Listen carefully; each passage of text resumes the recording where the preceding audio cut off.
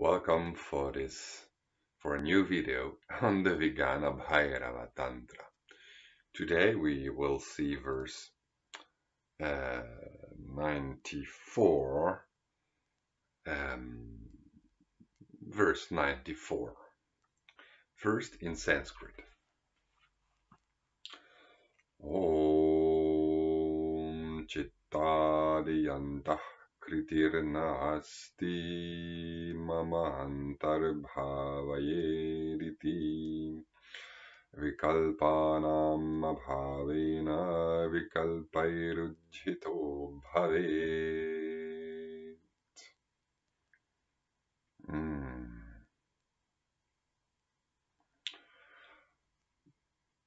One should realize and get familiar and realize bhāvayed that iti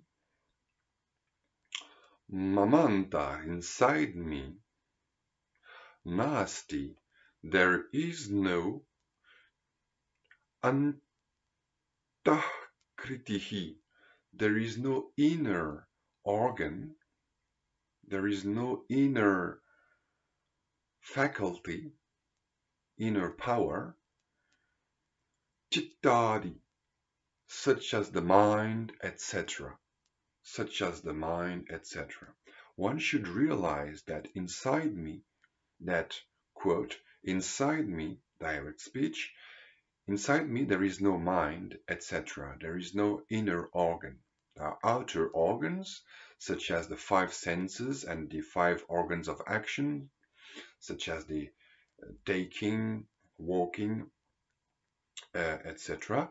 And inside there is the inner organ, such as the mind.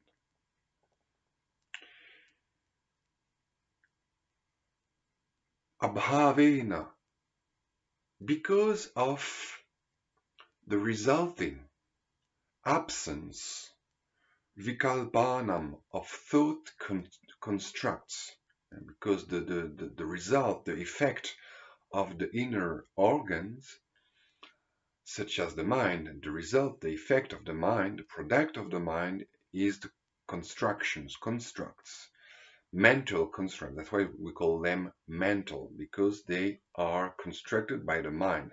So if I realize there is no mind in me, then there are no products of the mind, there are no mental constructs. That's logical. Then abhāvena, because of the absence of such constructs in me,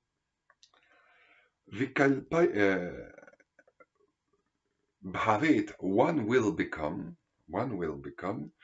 ujjhito, free,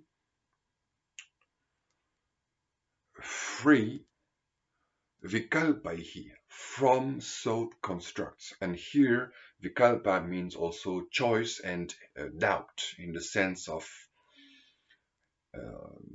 a doubt that paralyzes you, that makes you afraid of, and hence contracted. Contraction, which is the hallmark of alienation, of the state of pashu, of the state of the ordinary state, the ordinary limited state. So it's interesting because it says that one should realize that inside me, quote, there is no inner organ, that is cittādi, mind, etc. But citta is not exactly mind. In fact, citta is mainly from the Buddhist vocabulary, and it means the inner organ, psychism, or you could say also the soul, jiva, in the sense that it is a collection of habits, vasana. It's a collection of habits, of undifferentiated habits. Most of them we are not aware of actually here and now. For example, I can speak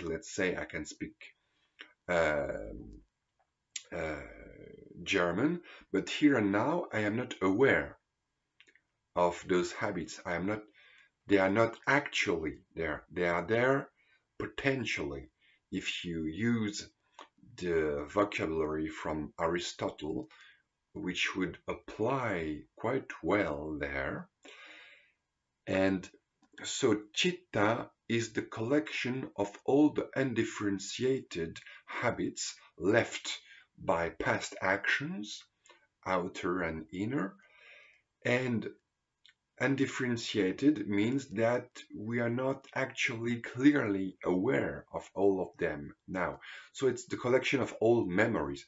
So in a sense, citta could be translated by memory in the sense of the receptacle of all memories.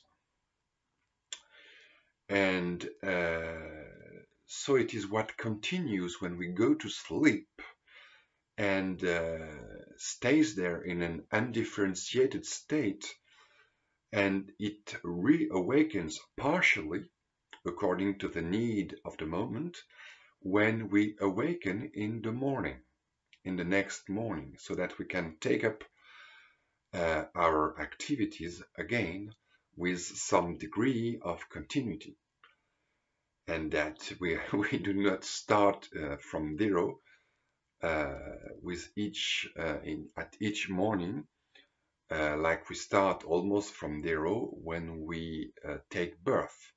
So there is an analogy here of functioning from life to life and from waking state to waking state, from day to day. And death is an interruption of those activities of our life, just like deep sleep is an interruption of our activities. But thanks to the presence of those unconscious undifferentiated, I prefer undifferentiated than unconscious, because nothing is really unconscious in that philosophy, because nothing is outside of consciousness, but some things are less differentiated than others, so they cannot be really grasped in a clear and distinct manner, but they remain there undifferentiated, like currents in a sea, and so they may awaken again and again and again and again. And this is very important in the practice, because it means that a state without thought construct is not a state free from the mind, free from memory, free from habits, free, you would say today, free from the past. Because those memories, those habits, they can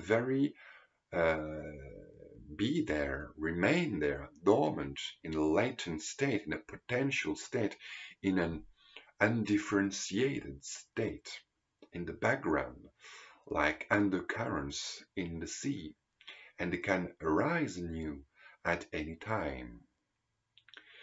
So, if I want to be free from vikalpas, I need something else, I have to do something else. And that verse proposes that we realize that there is no thing such as a mind. It means that, I think, the commentaries here are very elliptical, as often when we would need them. The verse says, I think, that we should realize that there is no separate mind, that is, no mind separate from the light of consciousness, from the sky of awareness, of wide open awareness, of chitti, chaitanya, sambit. Or we could also as well interpret that verse in along a Buddhist line, like Vijnana is doing in his Svabododaya Manjari, because Shaivas and Shaktas integrate lots of Buddhist philosophy concepts and teachings, but in a critical manner. And I could very well, that verse could very well mean that I should investigate in me to look for a permanent and single me. I look in myself, and then I don't see any such permanent and single I. And so I realize there is no I, there is no mind. Mind is just a collection of thoughts, of perceptions, of movements in the mind, of vrittayaha, of operations, and I impute them, I attribute them to something that I call I, and then that I come to feel as I. But in fact, there are nothing but clouds of thoughts in the wide open space of awareness, ever wide open space of awareness. So there is no mind in the sense that there is no permanent and single I. The real I, then, is that very space of awareness, that unlimited light that shines upon everything and nothing, real or unreal, inside or outside, that all-encompassing, that all-pervading light that I call awareness. And that is the real I. And that I can discover directly by investigating what is that I, what is the mind. I look at the mind, I see no mind, and that is seeing awareness.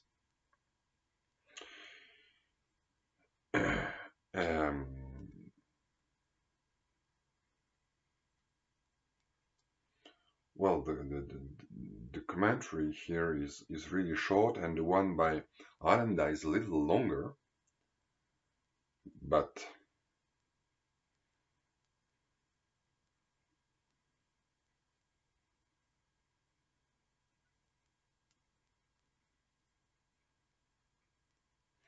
he says about the mind, etc.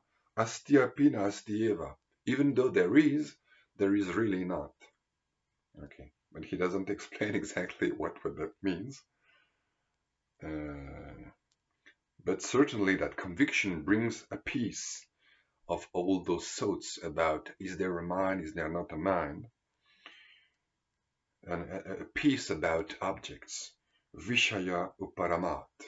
There is a cessation, a nirvana, an extinction, a quelling of the fever, of that fever of is there or is there not. But here it's rather there is not, in fact. It seems there is, asti api, but in fact there is not, nāsti eva. And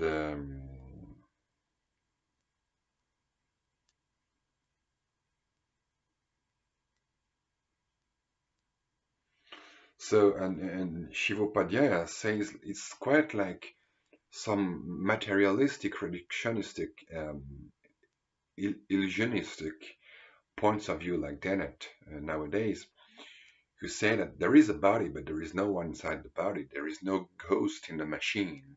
See, there is no center of consciousness somewhere in the brain. There is no spatial, like a little homunculus, a small being inside, a small body inside our body. You know, like in Men in Black, when the head opens up and there is a small E.T. inside. So there is no such central being. There is no PC, no center of command inside us. There is no Cartesian theater. I think this is an expression of Dennett. There is no center anyway. It's also what the English philosopher David Hume said. When I look inside me, I find no such single and permanent I find only impermanent pathing and multiple perceptions. But here it does not quite go with that, because here it says, in me there is no mind, so there are no vikalpas. But it's not saying that when I look inside me there are no vikalpas. It's saying that when I look for a mind, for an I inside me, I see no mind, no I. And so indirectly that brings a cessation, um, um, a disappearance of vikalpas. So that could go also with it. So it's very simple. I look inside me, there is no I. And so all thoughts disappear. All disturbing thoughts and the disturbing effects of those thoughts disappear, go away, and I find myself at peace, wide open sky of empty awareness, with just some clouds, like in a nice weather. I find myself wide open, like a sunny sky, a sunlit sky. So, there is no I, no one is speaking, they are just words. And when I realize that, words and thoughts and action become more fluid, more peaceful, or at least anyway, this is the teaching of that verse. That's all for today. Thank you for listening, and see you next time.